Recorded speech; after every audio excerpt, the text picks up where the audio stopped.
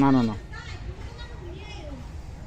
তো বন্ধুরা, আমার একটা কাকা শ্বশুর কিন্তু বলে থাকে যে হচ্ছে ওই বৌমাটা হচ্ছে ভাটিরই কাঙ্গের মাইয়া, মানে ভাটি এলাকায় কিন্তু আমার বাবার বাড়ি। আর ওখানে কিন্তু এই ধরনের রান্নাটা বেশি হয় আর খেতেও কিন্তু সুস্বাদু হয়। তো আপনারা দেখতে থাকুন, আমি আবারও আজকে রান্নাটি করে দেখাচ্ছি। তারপর কড়াইতে তেল তো গরম হয়ে গেছে, আমি কিন্তু ফোড়নে দিয়ে দেবো আর এই শুক্তোটা রান্না করে নেবো আগে। তো তেল তো গরম হয়ে গেছে, এখন ফোড়নে দিয়ে দিচ্ছি রাঁধুনি, পাঁচফোড়ন আর শুকনো লঙ্কা, একটা তেজপাতা,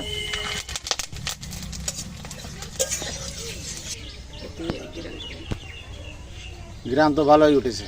তো ফোড়ন তো ভালো করে ভেজে নিলাম, সুগন্ধ এসে গেছে। এখন দিয়ে দিচ্ছি আলুগুলো,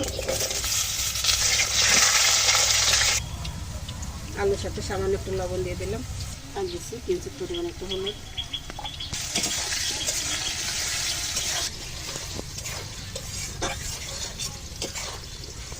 আলু তো ভালো ভেজে নিলাম। এখন দিয়ে দেবো কুমড়োর ডাগাগুলো। একটা জিনিস কিন্তু খেয়াল করবে, শুক্তো রান্নাতে কিন্তু তেল লাগবে প্রচুর।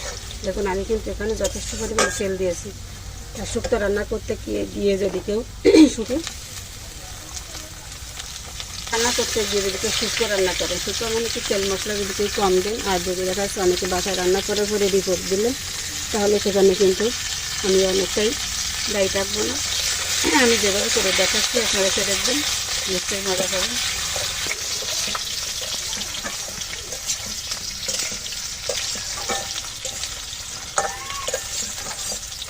সুন্দর করে আমি ভেজে নিলাম। এখন দিয়ে দেবো একে একে সব মশলাগুলো।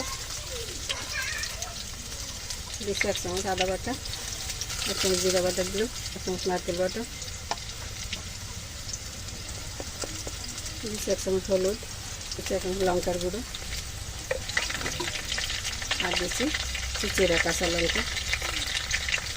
সব কিছু দিয়ে খুব সুন্দর করে আমি আবার কষিয়ে নেব।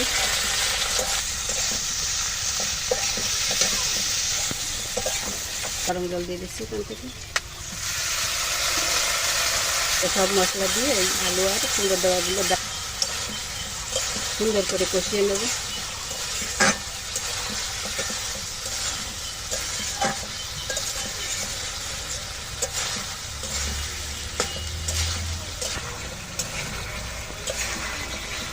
তো বন্ধুরা, রান্না আমিষ হোক বা নিরামিষ হোক, এই মশলাটা দিয়ে যত সুন্দরভাবে কষিয়ে নিতে হবে, তার রান্নার স্বাদ কিন্তু ততটাই বৃদ্ধি পাবে। তো আপনারা কিন্তু আজ করতে পারবেন রান্নাটা কেমন হতে পারে বা এই সবজিটার স্বাদটা কেমন হয়। তো আমি তো আপনাদের লবণ দিয়ে দিচ্ছি, পরিমাণ মতো একটা চিনি কষিয়ে নেব। দেখুন আমার এই যে কুমড়োর ডাবাগুলো কিন্তু এখন কিন্তু অনেকটাই নরম হয়ে গেছে, মানে হাফ সিদ্ধ কিন্তু এখান থেকে গেছে কষানোর থেকে। আর এই কষানোরটাই কিন্তু বলে দেবে আজকে রান্নার স্বাদটা কী হতে যাচ্ছে বা কী হতে চলেছে। আমার সবজিটা সুন্দর করে কষানোর জন্য এখন আমি গরম জল দিয়ে দেবো দিক থেকে।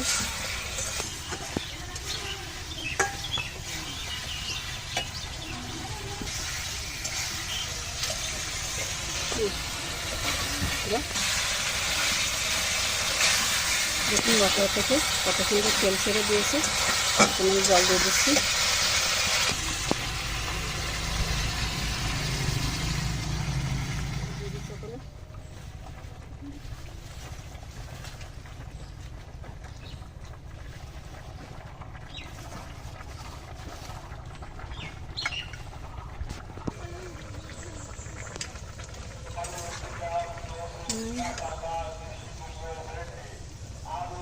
এবং রান্নার আগে কিন্তু আমার আলু কিন্তু খবর নেই, মনে হচ্ছে না। দেখুন একদম সিদ্ধ হয়ে গেছে, গলে গেছে।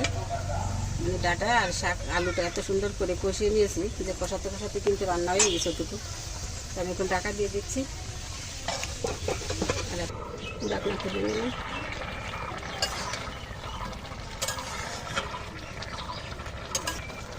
একদম আলাদা হয়ে যাচ্ছে। স্যার একটা নারকেল বাটা দিচ্ছি, আদা বাটা আর দিচ্ছি সামান্য একটু জিরা বাটা, মিশিয়ে দেবো আবার সব কিছু। তো রান্নার পদ্ধতি আপনাদের কাছে কেমন লাগছে দেখতে কমেন্টে জানাবেন, আর এইভাবে একবার বাসায় ট্রাই করবেন, আর কেমন লাগে খেতে সেটাও কিন্তু জানাবেন আমাদের সাথে। তো দেখতে থাকুন।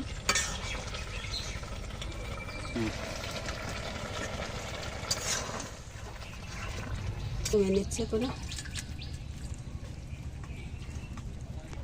তো বন্ধুরা এই যে আলু দিয়ে কুমড়ো শাকের শুক্তো কিন্তু হয়ে গেল। তো কেমন লাগলো আপনাদের কাছে কমেন্ট করে একটু জানাবেন।